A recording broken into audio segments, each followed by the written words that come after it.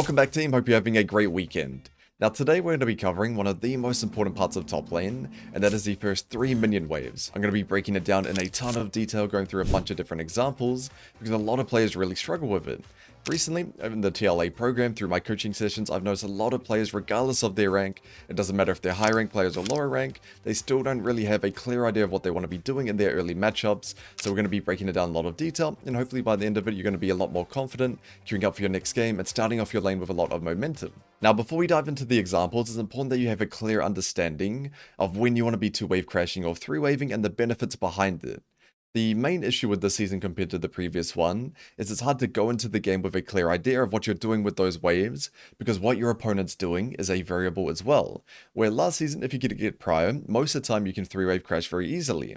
But in this season, if your opponent is playing the exact same matchup, but one guy walks up and trades with you, and the other guy sits back on his hands, you're not going to be able to have the same wave control result.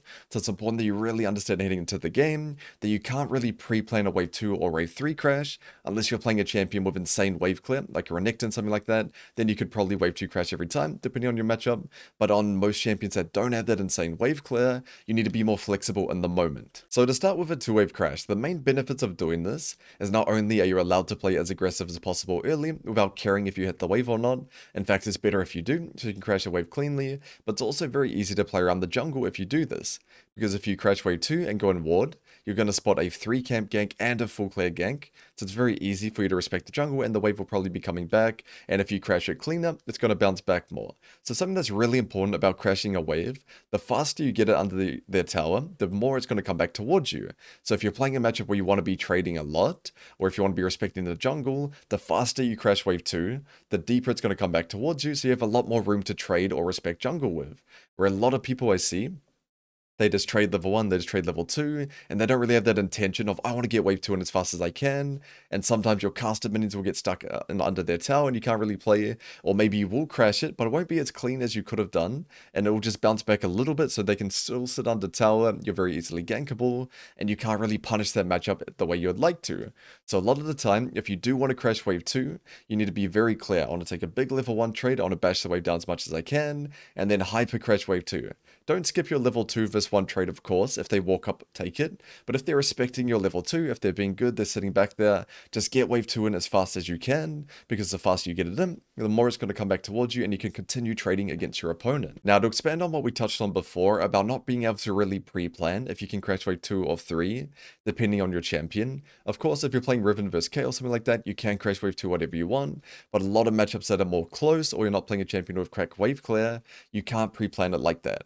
You might verse a Mundo 1 game that sits back on his hands and just farms with Q, and the next game he rocks up with E, kicks minions through the wave, trades with you with Grasp. You're not going to have the same result in terms of your wave control. So the two main variables you need to keep in mind is the size of the wave and the position of it. So when you see wave 2 arrive, that's when you want to be pre-planning, okay, I want to crash wave 2 or wave 3 this game, depending on those two variables. If your wave is dead in the center where it started, or very similar to that, and the minion wave size is kind of equal each way, most of the time you're going to be wanting to do a 3-wave crash, because the time it takes those minions to travel under their tower from center is going to take a lot longer, and if it's, let's say, 6v6 minions, you don't really have that advantage, where if you're getting hard prior, you've got 9 minions, they've got 6, and your wave has moved up a little bit, then it's very easy to crash wave 2 because you have a big army of minions helping you.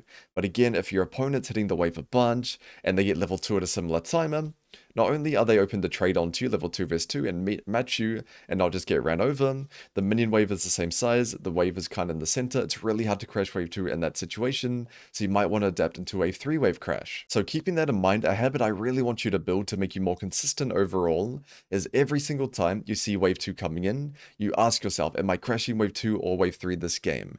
And if you do want to crash wave 2 before it arrives, try to kill the final minion of wave 1 just before it arrives, not as it's arriving. The reason you want to kill the final minion as it's arriving is not just so you don't have to deal with 1 or 2 extra minions from wave 1 if you do want to crash wave 2, but also your minion wave will move up a little bit, which means you don't have to wait for that travel time after killing the last minion of wave 2, so they're going to have a lot less time to block the wave under tower. Of course, the faster you crash it, the faster it'll bounce back towards you and let you trade onto them a lot more. So as soon as you see wave 2 coming in, I'd say just past halfway, you need to ask yourself, based on how the matchup is going, do I want to crash wave 2 or wave 3? And if you do want to crash wave 2, try to finish off that final minion a little bit ahead of time, just as wave 2 is arriving. Of course, don't crash it too quickly. Don't get wave 2 under tower somehow. If you're playing a great wave clear champ, try to kill that last minion just as wave 2 is passing their first tower, and then it's very easy for you to crash wave 2 under their tower, let wave 3 come back towards you, and you're going to be able to play your lane a lot easier than if you hesitated or didn't crash wave 2 cleanly, just last hit, something like that, because the wave might get stuck under tower or put in an uncomfortable position. Moving on to a wave 3 crash, and one thing I really want to make clear before we break down the details is I definitely underestimated this when I first made my wave control guide. A wave 3 crash feels very different to last season, but it's extremely powerful if you do it correctly. The reason for that, the reason wave 3 crash feels better than a 2 wave most of the time, especially if you're playing a champion without amazing wave clear or if your opponent's trying to play the game and trade, is because it's very easy to crash wave 3 extremely cleanly to the point where it bounces back to the center of your lane. The reason for that is by the time wave 3 arrives, if you're getting prio and you're trading, it should be pretty close to their tower. You're also going to be level 3 with a big stacked wave, so you can get that wave in very cleanly. You have all your abilities, the wave's really close to their tower, or closer than at the center, of course, which wave 2 and wave 1 is normally in the center. You crash wave 3, it's going to bounce back near the center of your lane, so it's very easy to survive the full clear gank, but very easy to run down your opponent as well, especially if you're in a favorable matchup. So let's say, for example, you're playing Jax into a Yorick, you probably want a 3-wave crash if you can, because then the wave's going to come back to the center and you can run him down and get a really big trade, where he wants the short trades and you want the extended ones. The best way to think about it is 3-wave crashing is a way for you to maintain priority your entire matchup. So you're going to be having the minion and XP advantage the whole time, always having first move if anything happens top, but still giving yourself opportunities to punish your opponent. Because if you crash wave 3 very cleanly, like we talked about, the wave can bounce back almost dead to the center, and you can maintain priority that whole time. Because the issue, you've probably felt it, if you let the wave come back all the way to your tower, they're going to have a massive stacked wave, as if you trade onto them one time, you might break your bounce back, and with the minion XP advantage, it can be very tricky to freeze unless you just have a massive power gap against them. Where with a wave 3 crash, if they want to farm at all, you can zone them from the third bush and lane, come out and just make it really uncomfortable for them to ever walk up, and if they do, you can get that extended trade that you're looking for. Because the issue with a wave 2 crash in certain situations, if your champion doesn't have cracked wave clear, is if your opponent plays the game, if they trade onto you, if they try to block the wave from reaching tower, if they last it very slowly when the wave is under tower, a lot of the time wave 3 won't even bounce back that far. So if you are playing a matchup, let's say you're playing Darius, where you want to run them down and get an extended trade, you just can't. And a lot of champions can trade onto, like a Camille or just any champion with range poke, can poke you down from under their tower. So by the time the wave does come back towards you, you might be too low, their wave might be too big, it can feel very uncomfortable. Especially another downside of crashing wave 2 is your opponent might be able to get level 3 before you if they kill the first 2 minions first. Of course, you can play that out if wave 3 arrives, start hitting it straight away, but some champions can match you, especially if they're kind of strong level 2 to 3, so that is something to watch out for. So the best formula, I would say, is if you're playing a champion that can wave 2 or wave 3 crash pretty reliably, depending on the situation, if you can trade onto your opponent quite consistently, do so. Beat them up level 1, level 2 versus 1, all that. Crash wave 2. Now, if wave 3 comes back and it's not really that close to your center as you'd like, it's kind of not under their tower, but pretty close to it, to the point where it's hard to trade, just one-shot wave 3.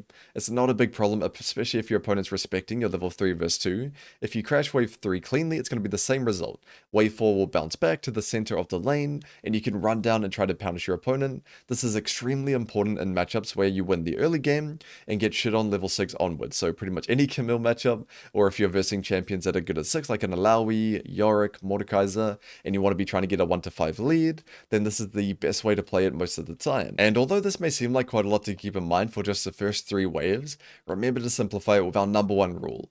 No matter what, you want to be crashing wave 2 or wave 3 as decisively as you can. So when wave 2 arrives, you ask yourself the question, do I want to crash wave 2 or wave 3 this game? And whatever one you select, make sure you get that wave under tower ASAP. And one final point I wanted to make clear before we get started on our examples, is this guide is mainly for merely top laners. The wave control for a ranged top laner is extremely different. It doesn't really matter if you crash a wave cleanly. In fact, a lot of the time you might prefer if the wave is stuck awkwardly, as you can still farm the minions that are under tower, and you can poke your opponent very easily if they ever walk up. But if you guys want to see me make a full wave control guide for range tops, let me know in the comments below. I'll let the majority decide on this one, and because I know you all love versing range top laners, I can't wait to see what you guys decide. Moving on to our first example. In this game, I ended up doing a 2-wave crash, Jax up against an Aatrox, but keep in mind this matchup you can do either. You can do a 2-wave or a 3-wave crash, it really depends on what they do. Now, if this guy just sat back, used his bone plating, took little trades, and didn't fight me, I probably would have done a 3-wave crash in this game. My goal heading into it was to get prio and take a big level 1 trade if he walks up, and here you can see he walked up. So big level 1 trade, my E hits the wave, but one important thing to keep in mind is not just champions like Jax or like Garen E that have big AoE spells that hits the wave, the fact that I'm auto-attacking him pulls all the minion damage onto me, and you can see here, moves the minions up. So it's not only drawing damage away from the wave onto me, but it's also moving the minions around. Even if they don't really hit me, they chase me around as you saw. So it makes the wave closer to his tower. In this frame right now, I cannot 3-wave crash. I have 5 minions versus 2, and my wave has moved up a little bit. So remember, as wave 2 is coming in, you always ask yourself, do I want to crash wave 2 or wave 3? And in this moment, I decided I want to crash wave 2, because if I slow push this one, he could block it from reaching the tower, and it would be really, really uncomfortable for me. So you can see I'm hitting the wave as much as I can, really trying to get it in. If you're playing a champion like Garen and your opponent's sitting really far back like this, you could dumpster your E. The reason I'm not putting my Jaxi into it, it doesn't really do any damage unless you absorb minion aggro, but you can see I put a Q in and as many auto attacks as I could muster, and I got a clean wave 2 crash, even escorted it in. And because I did that, ignore this was just some jungle stuff, the wave 3 bounced back pretty close to my side, so I can still trade onto him on this timer. If I crash that wave any slower, he would have felt more comfortable to block it, and if the wave was in the position where the casters are under tower, I can't trade and play my lane like I'm doing in this example. Now, let's compare that to this example here, Olaf up against a Yorick, where I went for a 3-wave crash instead. Even though this is another matchup where I could 2-wave or 3-wave, it depends what he does.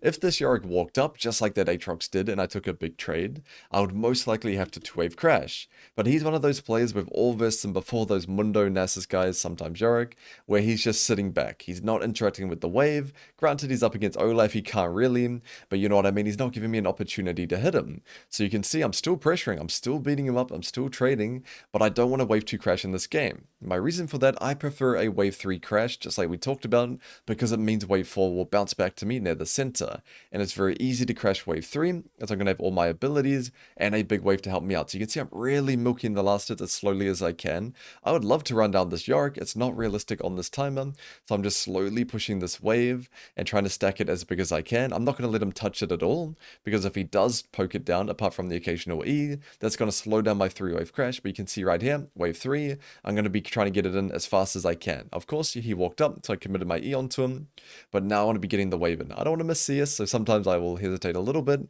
and wait for the minion to get low, but I'm not last hitting. I'm trying to hit the wave as much as I can. You can see here, really trying to hard pressure it, and now if we skip ahead a little bit, look where wave 4 ends up going. This is another wave control tip as well. If you hit them just before the minion arrives, you can see before the minion locks onto the other minion, you can pull it out of the tower like this and help you. But even if I didn't do this, even if he killed that minion now, my wave probably would have bounced back to around here, so I still have a lot of room to run him down. But because I did that extra trick, now our wave is back in the center, really hard for him to walk up without getting run down. So I have another example here of a 3-wave crash, but the reasoning behind it is completely different than last game. It's not only going to be up against those NPC top laners that sit far back that you want to do a 3-wave, it's also if your opponent makes it very volatile. So in this game here, Olaf up against Cassandra, that if you don't know how it goes, I can get prio up against him, but I can't really kill him. His champion is just too strong, you can see he's going to dash away, and if I tried to run him down, I'll do a bit of damage, I'll take a lot, and I would just go So it's better for me to go for the wave control, but because he's hitting the wave a lot and trading onto me, drawing minion aggro away from that, as you'll see shortly when he trades, it's better for me to go for a 3-wave crash in this game. So you can see here, he's hitting me, which draws minion aggro away. He's hitting the wave constantly, so he's going to get level 2 at a very similar time to me. And I'll tell you right now what would happen if I tried to 2-wave crash. He'd be trimming the wave the whole time. he would block the wave from under tower, so the melee minions would hit tower, the caster minions would be outside, and then it's Cassante stacking up Q3, I can't really get the wave in, and I'd be in a really uncomfortable position. So instead, I slow down my push, instead of just making it too crazy at the start, and you can see here, I've got a big wave helping me so I can trade onto him, but because his champion came out after mine, he still kind of wins the trade. But now wave 3, and remember what we talked about, you want to get the wave in as fast as you can. So I'm dumping spells on the wave, I was waiting for level 3 before I chucked my axe for 2 points in Q, just to show you guys how serious I was about crashing wave 3 here, get the wave in as fast as I can, and then went for a proxy. So you can see you can proxy after wave 3, even though it's cannon wave on certain champions, I wouldn't do it all the time, but the main takeaway from this one is the reasoning is different, but if your opponent is sitting so far back and barely touching the wave at all, or if they hit the wave a lot, so that by the time wave 2 arrives, you can see here, the wave is dead in the center, and the minion wave size is very similar. You can adapt and go for a 3-wave crash, it's going to be a lot more consistent for you. You can either proxy or just let wave 4 bounce back to the center. You have a lot of options if you can execute this. And for our final example, we have a student of mine with a goated in-game name, as we can see here, and he was nice enough to let us use this clip for our learning purposes. Now, he made some mistakes with his wave 2 and wave 3 wave control that we can learn from in this matchup up against a Gangplank. So you can see right away he's bashing the wave down, where he just straight doesn't need to. If you're up against a matchup like this where you know I'm going to get prior no matter what, there's very little he can do, you don't need to feel pressured to bash the wave down as much as he is right here. Now granted, he is playing Yone, you do want to stack your Q, but he hadn't even seen the Gangplank yet, so he did so much damage to the wave before he even arrived. Now, although that is a mistake, it's not the biggest one in the world, as long as he adapts and goes for a 2-wave crash, because he's done too much damage to the minions already for a 3-wave. And he does go for a 2-wave, but again, you need to be more decisive. We need to crash wave 2 as cleanly as we can, and one of our rules to follow, you want to be killing the final minion of wave 1, just before wave 2 arrives. Now, if he killed this minion about 5 seconds earlier, his wave would have moved up to here, which means there's less travel time for the wave to reach under the Gangplank's tower. Now, you don't want to kill it too quickly, you don't want it to be deep up here, of course, but a little bit higher makes a big difference. So we can see he's just killing the last minion now, Gangplank gets a free trade onto him, and now wave 2 has arrived, and granted, he does get this wave in really cleanly. He one-shots this wave as fast as he can, so really good on him to catch himself in that moment. He goes in wards as well, which is also good, and then comes back to lane. Now, this is where he made the biggest mistake, and something we talked about in our wave 3 crash. Ideally, if you wave 2 crash, it's because you're hitting your opponent a lot, so you're heavy trading, you're doing heaps of damage to them, so this Gangplank should be lower if that was the case, or if you're wanting to do something else, like proxy, attack jungle, stuff like that. But we're just going to focus on the 1v1 for now. So in this situation now, where he crashed wave 2 not as cleanly as he could, and wave 3 is around here, especially up against a champion like Aatrox or Gangplank who can poke you from range, while sitting under tower, it can be a good strategy to just one-shot this wave. Reset the wave back to even, get this wave in as quickly as you can, have wave 4 come back to the center, he's playing lethal tempo Yone, he really wants the long trade, Gangplank wants the short trades with his grasp, but because he didn't have that intensity of getting wave 3 in, he tried to stack it with wave 4, the whole time he's trying to stack it, he's getting poked down, he's losing HP, and now that wave 4 does arrive, he feels it's a little bit uncomfortable, he's on the back foot here, he's low HP. So you can see, you could imagine if he just crashed wave 3 in, wave 4 would have bounced back to the center, he'd be able to get that long lethal tempo trade that he wants up against Gangplank, and maintain his prior the entire time. You can see here, he's just too low to get this wave in, Gangplank's still going to poke him, still going to pressure him, and here you can see Gangplank did something quite well, he blocked the wave. He blocked the wave from crashing under tower. Granted, Gangplank should have let the cannon go under, but it's whatever, he still did it decently well, and now our Yone player had to base and bleed all this XP. This is a favorable matchup from early game, he gets prior. He shouldn't have to be in a situation where he loses his TP and a bunch of XP, purely from the first 3 waves. So the main learning from this one is a wave 2 crash is okay, as long as you're getting good trades along the way, or you have a clear plan in mind. And if you're playing a matchup where you are going to get prior no matter what, realistically, you don't need to feel pressured to bash the wave a lot. Then the second takeaway is, of course, if you crash wave 2 and wave 3 is in a kind of an uncomfortable situation where you can't trade onto them, just one-shot this wave, get it in under tower as fast as you can, try to use your level 3 verse 2 along the way, but if you can reset wave 4 back to the center, you can keep playing your lane the way you like and get these nice extended trades.